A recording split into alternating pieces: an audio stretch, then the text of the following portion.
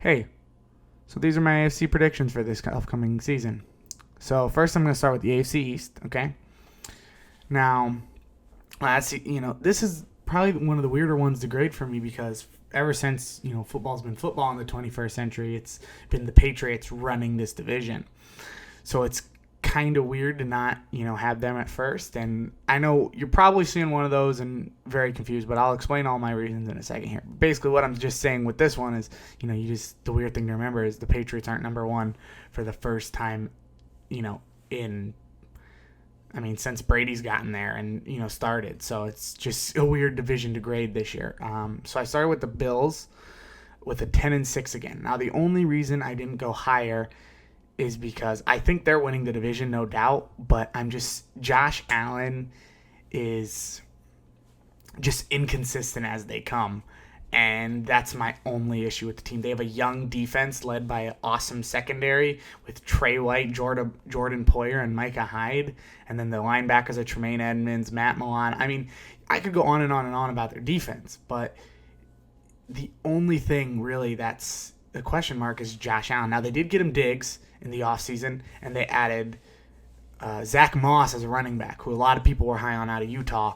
So maybe that'll help ease the load for him. It'll take some pressure off of him, and he'll start playing better. But again, I wasn't super comfortable moving them up any wins, because Josh Allen is a freak of nature, a super talent, but he's been kind of getting nicked up, and his inconsistent throws on short and deep plays is kind of concerning. But he still is unbelievably talented, and I think could take them to the next level. So then I have the Dolphins at 8-8. And I know a lot of people are going to say that that's, stupid. But I'm so high on the Flores hire as of last year. When they hired Brian Flores, I didn't really even know who he was. But then as I started to see, they went 5-11 last year and had absolutely no business going 5-11. They were stealing games. I think through the first two games, they were statistically the worst team ever, especially defensively. And then they won 5 games. That doesn't happen on accident. It happens on hard work. And then you add a monstrous offseason of Matt Breida and Jordan Howard. So the rushing attack that wasn't there. Ryan Fitzpatrick led them in rushing yards because he's amazing, but he's a 38-year-old quarterback. He shouldn't have to do that. But then you throw in, again, they got a committee purely through buying. 2 very talented running backs who have displayed their talent numerous times. And then tons of O-line help. Now, they didn't really get anyone that was extremely good on the O-line side of things. They got guys like Eric Flowers and Ted Karras, or Robert Hunt in the draft, Austin Jackson. Austin Jackson was definitely the best, but none of these guys were tried and true, proven guys, but they definitely signed a lot to try and make up for the fact that their O-line was just god-awful last year. And then you throw in, they got Byron Jones and re-signed Xavier Howard, so they have 2 of the best corners in football locked down into long-term deals. The only thing I'm concerned about really is safety. As of losing Rashad Jones is huge because, he hasn't been playing as good as he used to, but he's still an awesome player. He was a freak talent, multi-year Pro Bowler, super good player. And then the one other thing I'm just kind of, uncertain, it's their quarterback. Fitzpatrick, I think, can lead them to 8-9 wins, but I was never huge on. He's a lefty who can run, so he's definitely going to confuse offenses, but his injury history is not something you really like. And again, he's a lefty. Lefties struggle in the NFL because, there's a strong side and a weak side of the field for a reason. When you're a lefty, that completely throws off that whole dynamic. They have to think around it.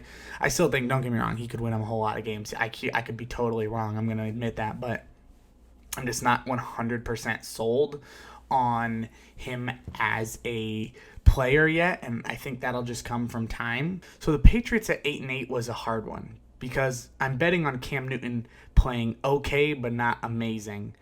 But then you throw in Tom Brady leaving and 8 players opting out and even more people just leaving. They lost Jamie Collins and Kyle Van Noy, and then Donta Hightower opted out. So there's their 3 linebackers just gone. Gostkowski's gone at kicker, so stability in special teams isn't even really there. Danny Shelton's gone, so their presence up the middle. I don't know. I'm just going to fully admit this is the one I just kind of threw him at 8-8 because I was like, if Stidham and Cam Newton both start, maybe 8-8. If they don't start, maybe 8-8. I just don't know who does know. I mean, we're all guessing for this team especially. We don't have much to go on. One hasn't played football in a year, and one has never even started in the NFL. So who's to say how good they can do? So that's why I thought 8-8 was pretty comfortable, especially in that division. It's not a super hard division, so maybe they'll squeak out with an 8-8 record or even better. I could see them winning 10 games, but. Anyways, on to the Jets. They're a mess. Gase probably needs to be fired. Darnold isn't developing like they thought he would. Jamal Adams just got traded. C.J. Mosley opted out. I mean, their two leaders on defense just left, and their defense already was bad. Now, they did get Pierre Desir, but that is not enough to, account for losing Jamal Adams.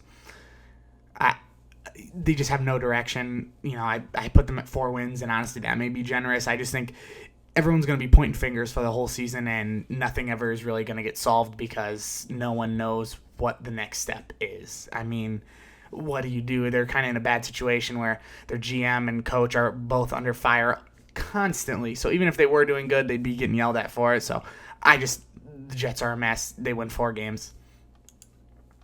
So then moving on to the AFC North. This one was a little easier.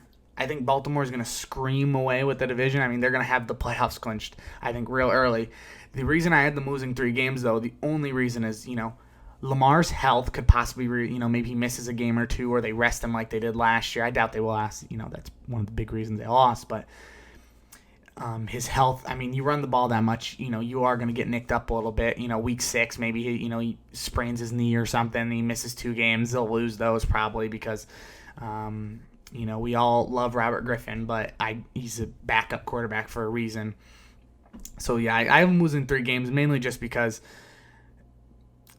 they lost some offensive line depth. I mean, losing Yonda was huge, but, they didn't lose anyone else really huge necessarily. They lost some secondary pieces, but the Earl Thomas release, that really put the nail in the coffin for 3 games because he was the leader of that defense. And so was C.J. Mosley.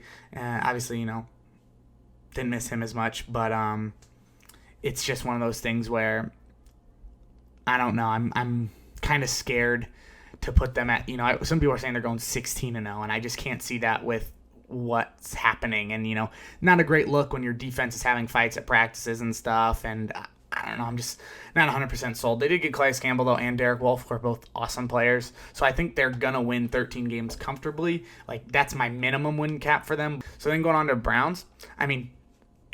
It's time. This is Baker's prove it year. I mean, he's got all the talent in the world around him with Landry and Odell.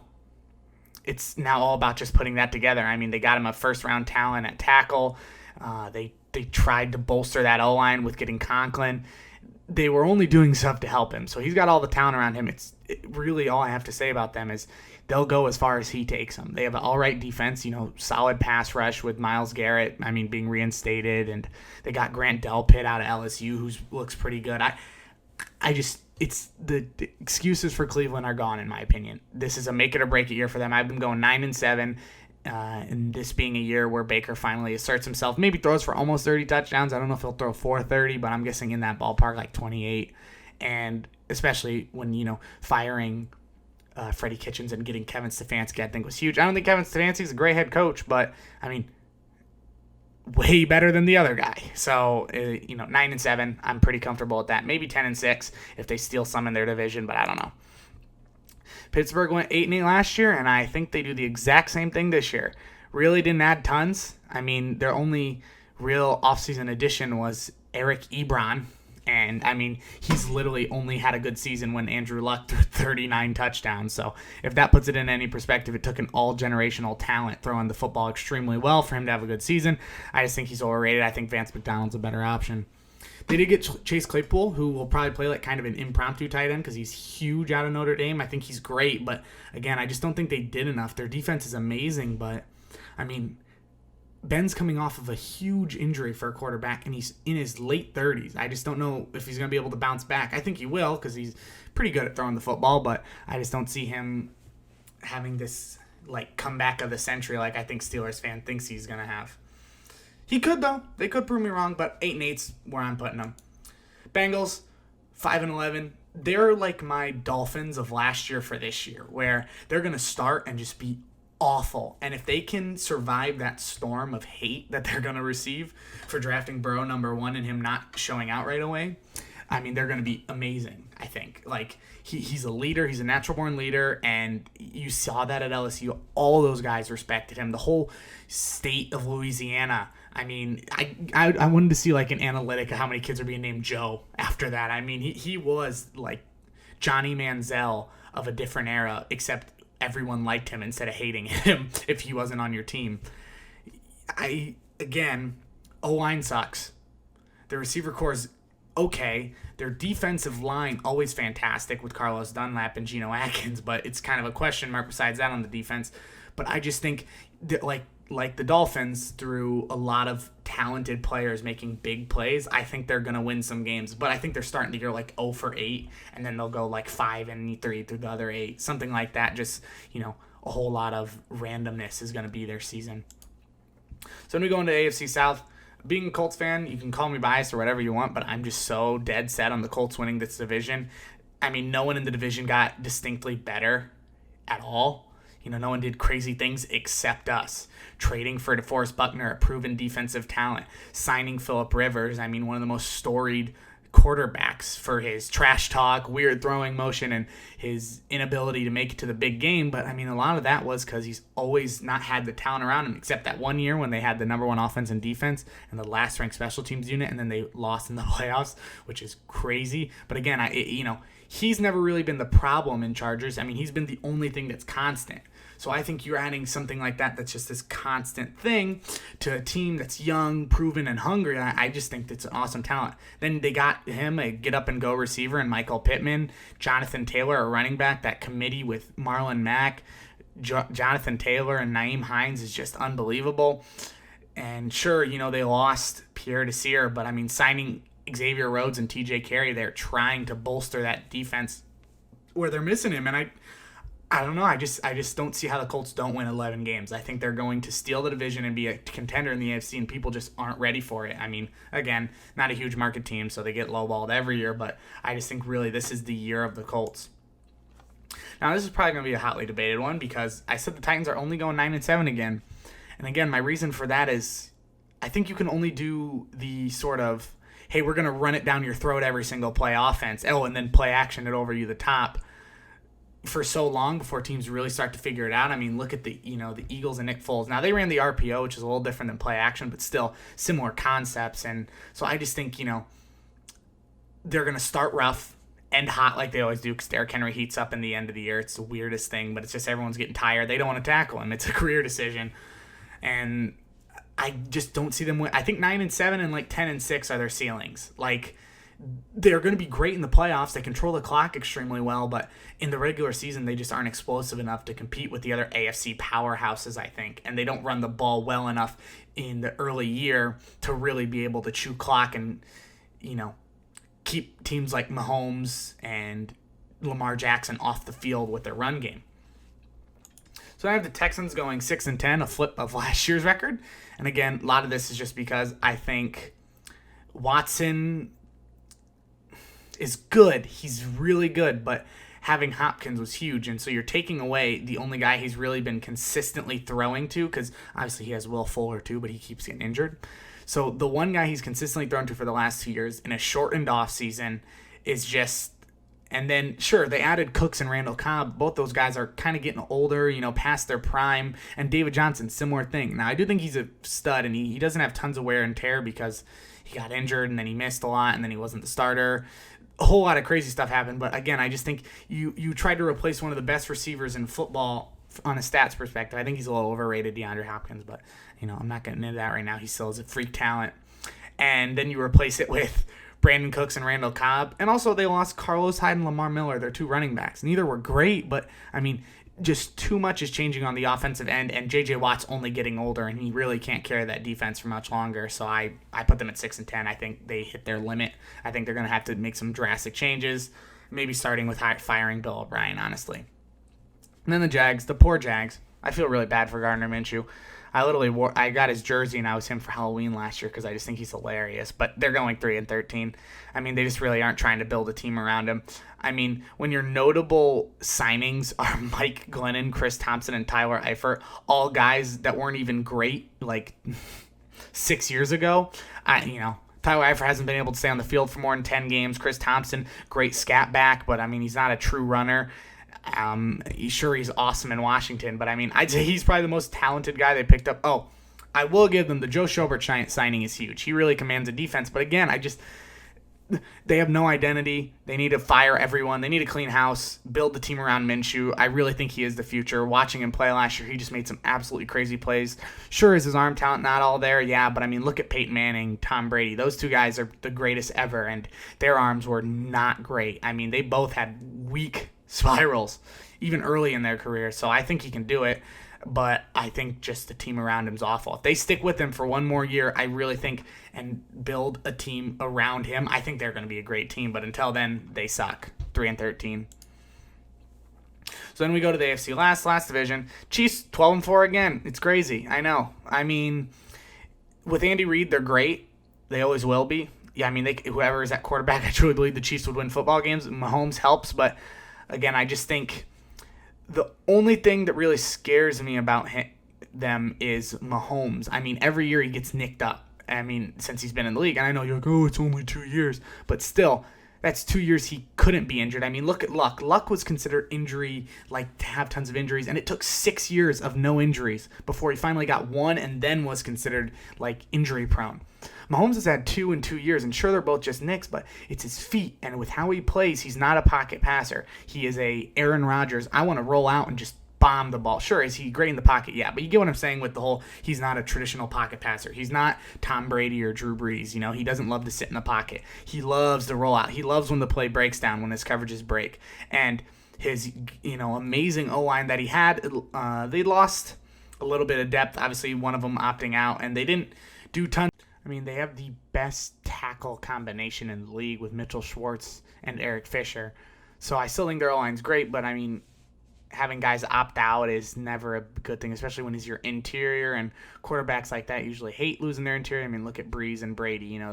These great veteran quarterbacks are notorious for struggling with interior pressure, and Mahomes is going to fall into that same thing. That's how the Colts really got to him, was they would stunt and break inside. So one of their only weaknesses is now a little amplified. So again, I think 12-4 is pretty good. And people are so high on Clyde Edwards-Helaire, but I just think of him as like sort of Brian Westbrook, where his size is just not great. I mean, being 5'7" and that big it's hard on a body. I mean, look at Brian Westbrook. He never played a full season in his career, ever.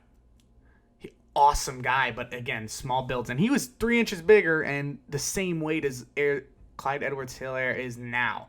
So I'm just not huge on it. I'm just being honest. I think he's going to be out. And he's a 5-6 year career just because of his size. It sucks to say because he's a freak talent, but I'm just not big on it. So now the Broncos. I'm huge on Locke. I think a lot of people are. I mean, he was a baller in the games he played, and then they threw in Jerry Jeudy and KJ Hamler already with Cortland Sutton, who's developing, and then they give him Melvin Gordon in the backfield and Nick Van Ed at tight end. I mean, they just set him up to succeed. And I mean, come on, the defense is Von Miller and Bradley Chubb as their 2 rushers. Very few combos are that good. I just see it as a pretty straightforward, they're going to do better this year. Now, again, rookie quarterback, I think they're going to have to figure some things out, and they're in a harder, division. The AFC's finally starting to get some top-tier talent on the top side of the division. So I think 9-7, maybe 10-6, honestly, I wouldn't be too surprised. I think that's pretty fair to say, too. Then the Raiders, the poor Raiders, I'm having going 6-10. They just have no direction. They kind of remind me of the Jets, but better, to where, 7-9, excuse me. They have talent, but I don't know. I just, no one really seems to be confident that Derek Carr is a future QB. They drafted Henry Ruggs, who's awesome. Don't get me wrong. But in your offense, with Derek Carr, he's not a strong arm. Henry Ruggs would, you put him with a guy like Josh Allen or Mahomes who's going to yuck it deep every time, or a Bruce Arians offense. Sure, he'd do great, but I just don't think Derek Carr is going to be that quarterback. Or Marcus Mariota, if, they've been talking about him practicing good. I just think he's a bum, but I don't know. They're a mess. I think they have so much that they need to figure out, and their drafts never make any sense, ever. They're so confusing. I really don't know what to say about them because they're weird. They're a mess. I don't know. Then I have the Chargers lastly at 5-11. 5-11 just because, I mean, they lost their starting quarterback, and they gained young quarterback talent, and obviously Tyrod Taylor is a great backup. He's shown to come in. And they got Brian Bulaga, who I think is great, and their O-line was one of their only issues. But they did lose Okung, so again, they got help and lost help at the same time. They also lost Melvin Gordon. And I think a lot of people are going to be surprised that I put them at the same record, and a lot of people are going to have them dropping. But I do think Herbert has a ton of talent, and Kenneth Murray is a great linebacker that they got, and Joshua Kelly is a great running back. So I think, they made an honest attempt, and I think Anthony Lynn's an all-right head coach. So, again, I have them winning 5 games. They could win 3. They could win 1. They could not even win a game. Who knows? They're the Chargers. They do Chargers things all the time, and no one really knows what's happening over there. So, I don't know. That's the Chargers. They're a mess. A lot of teams are. A lot of the bottom teams, it's not even necessarily that they don't have talent as much as the organization's a mess, and it shows how you can have all the talent in the world, but if you don't have a great team putting it together, I mean, what do you even have? Yeah, so that's the video. Sorry it's kind of long. When I make my NFC one, I'll try to make it shorter, but, I didn't do an off-season grading thing or anything, so I'm kind of doing everything at the same time. But sorry about that. The next one will be quicker. So, yeah. See ya.